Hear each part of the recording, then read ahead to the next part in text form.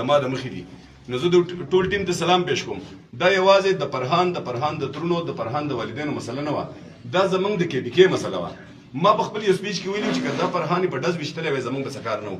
که دی سیند ته ګزارلی وی زمونږ به څه کار نه و خو 4 ګنټې په داسې بېدردۍ باندې دی وهلی چې ده به رب یاد کړی ده به رسول یاد کړی ده به خدای یاد کړی ده به مور و پلار یاد کړي ده به واسطې ورکړي چې زما نه قلار شي او په هغه وجه باندې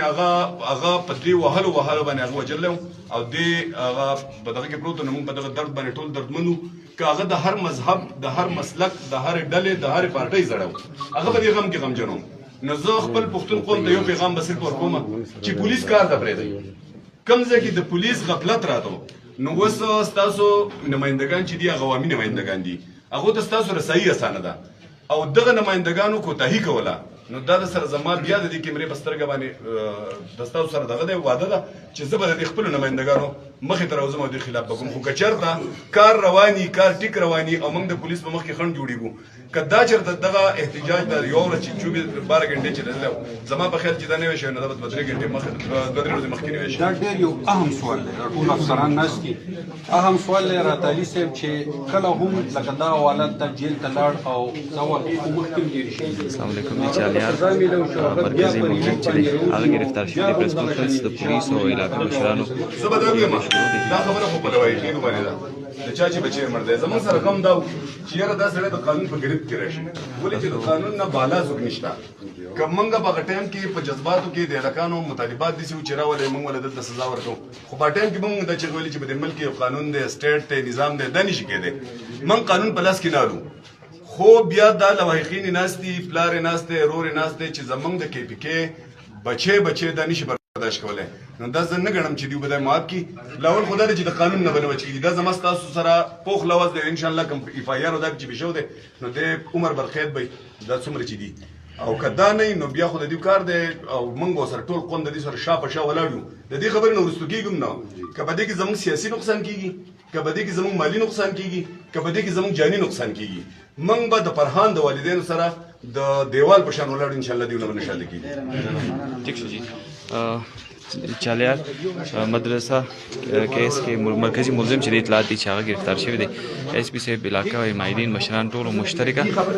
خبرې اترې چې دي هغه هم وکړي او دا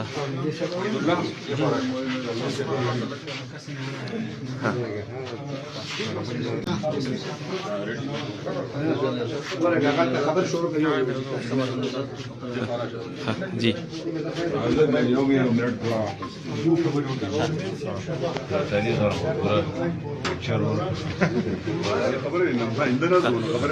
مدرسه کیس چالیار مدرسه کیس کې مرکزی ملزم اطلاع دي چې پولیسو باندې سپیس یې نه ورکوو او خلک یقین شي او بیا به کې ټایمونه نو په دغه حوالې سره نه هغو کامیابي ترلاسه کړه او مجرمان یې ونیول په دې حوالې سره سوی بسم الله الرحمن الرحیم ډېره مهرباني ستاسو میډیا چې څومره ملګري دي که د مټې راغلي دي که دلته خوا دخیل ټول میډیا والا ډېره انتهایي شکریه ادا کوم او ستاسو انتهایي مشکور یم چې په دې واقعاتو کې ستاسو هر ملګري خپل کردار چې په ایماندارۍ ادا کړی او هغې دا رنګ راوړ اصل کې خبره دا ده چې دا داسې د خوشحالۍ واقعاتو چې تاسو ته پته ده چې په دې کې ټول پبلک تر ټول سوات د ټولې صوبې بیا خاص کر په هغه ټایم کې شپږ اته ګنټې روډ بند او مسافر وو پکې کوم هغه هم چې کومه قرباني ورکړې نو زه نن د خیبر پښتونخوا په ټولو محکمو کې دا یوه محکمه داسې ده پولیس چې دا د ستاینې وړ ده په دې کې چې پولیسو کوم خپل کردار ادا کړی دی انشاءالله زموږ امید دی او پولیس ډپارټمنټ سیاسي مداخلت نه لږ دې په دغه شو په سایډ شو او موږ د مشرانو ټولو دا عهد وکړو چې یاره پولیس په ازادو دلته کې به ایجنټي دلته کې به رشوتخوري دلته کې به دو نمبري نه کوو نو په موږ د قوم هم فرض دي او بیا د پولیس په هم نور ازادي نو دا کیس چې واحد داسې کیس و چې زما په خیال په دې داسې پریشر نه نو زه دوی له ډاډ ورکوم په دې کې چې سم ښه کردار ادا کړی دی خو د دې نه علاوه حکومت وخت ته دا اپیل کوم چې دا خو وشوه او ډېر افسوسناکه واقعه وه خو د دې آینده روغتام دپاره پکار دی چې موږ دیني مدارس یوازې نه چې په هغې کې یونیورسټۍ کې چې نن سبا کومې لانجې روانې دي په کالجونو کې چې روانې دي یا د طلبا سره چې کوم زیاتي را روان دي په دې کې پکار دی چې حکومت خپل قانون سازي وکړي کنه دا ټیم په ټیم دا مسلې را روانې دي په دې لږ وخت کې تاسو پته ده زم حکومت له پکار ده چې هغه عدلیه ده هغه هر محکمه چې ده او خاص کر صوبایي حکومت له چې بده کې مکمل چې کوم دی قانون سازي وکړي مرکزی حکومت ته مخاطب لري دا ملک د فعامني په دې کې د دې کار چالیار مدرسه کیس کی مرکزی ملزم چې دی داغه گرفتاری اطلاعات دي ممکن ده چې میډیا ته مو پیش ان شاء الله دا موږ رسولي دا په د پراپر کسټډي راوړو د خپل یو جاینټ انویسټیګیشن ټیم جوړ شوی دی په دې کې زمونږ سیف انویسټیګیشن چې قابل سړی دی بطارت خان هغه په کې ډېر غټ کردار دی زمونږ ټول ټیم په کې کردار دی او ان شاء الله دا د خلکو په مدد سره تاسو په مدد سره څومره ایویډنس څومره چا مخې ته راځي زمونږ سره شیر کولای شي موږ په مثال مضبوط جوړو ګرفتاری یو کار دی هغه ډېر اهم چې وشو د خلکو حوصله وته ملاو شو تسلی وشو قسمه قسم خبرې کولې موږ ته خلکو کولې په دې چوکونو کې راته کولې څوم موږ ډېر په خاموشۍ سره سره اورېدلې ده ما وته چې زه بچي په غي کې نظر کوم کار بدل کوم بیا خبرې کوم اخیری یو کلپ به موږ په اردو کې پکاري د غټو چینل لپاره सर ये बताएं कि जो